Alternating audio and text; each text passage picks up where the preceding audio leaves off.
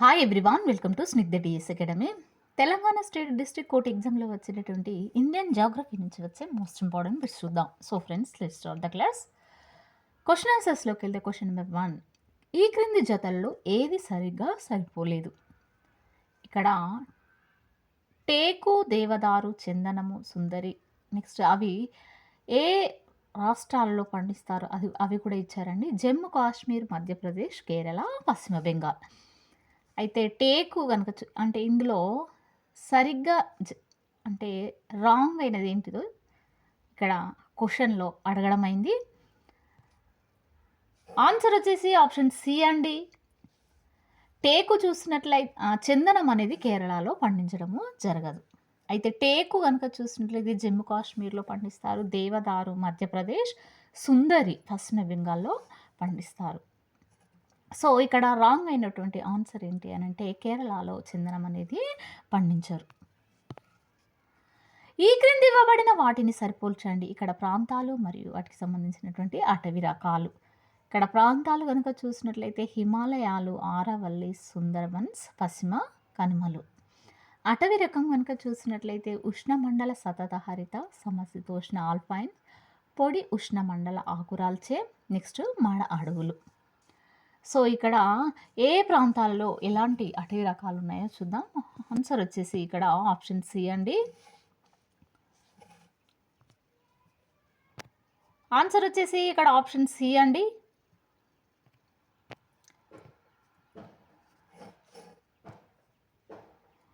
Option C ఏంటంటే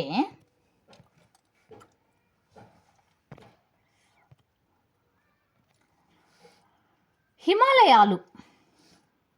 హిమాలయాలు కనుక చూసినట్లయితే సమశీతోష్ణ ఆల్పైన్స్, నెక్స్ట్ ఆరావల్లీస్.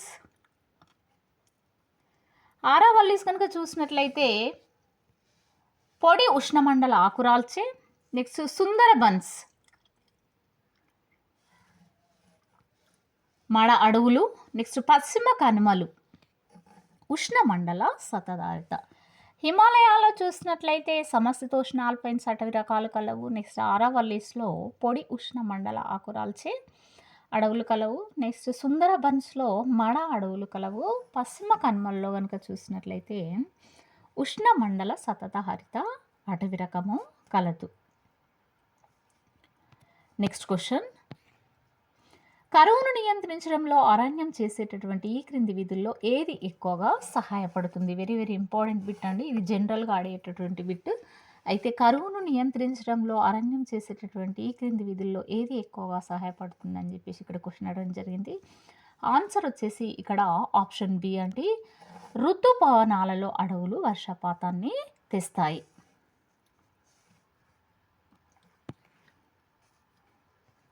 నెక్స్ట్, ఈ క్రింది వాటిలో సహజ వృక్ష సంపద అన్నది వీటిని సూచిస్తుంది.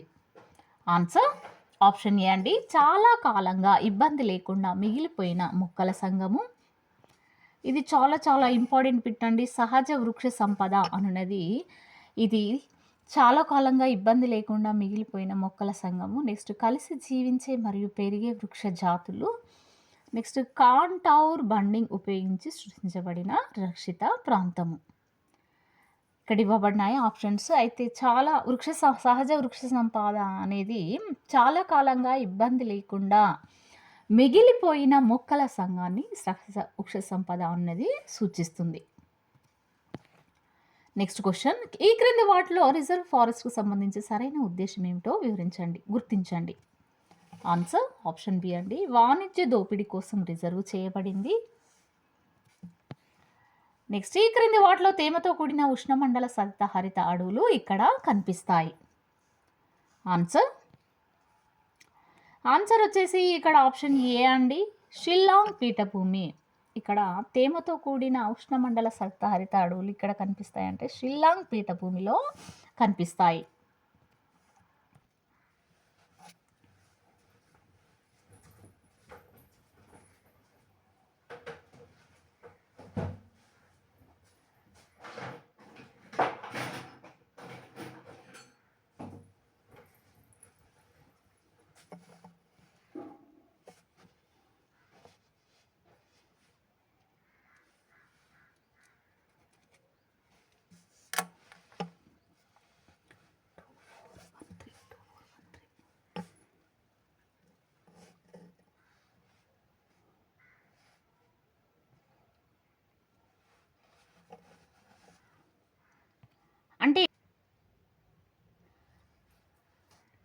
రెయిన్ ఫారెస్ట్ అన్నది ఇక్కడ వెదురు ఆకురాల్చే సింకోనా మరియు ఫారెస్ట్ మహగోని.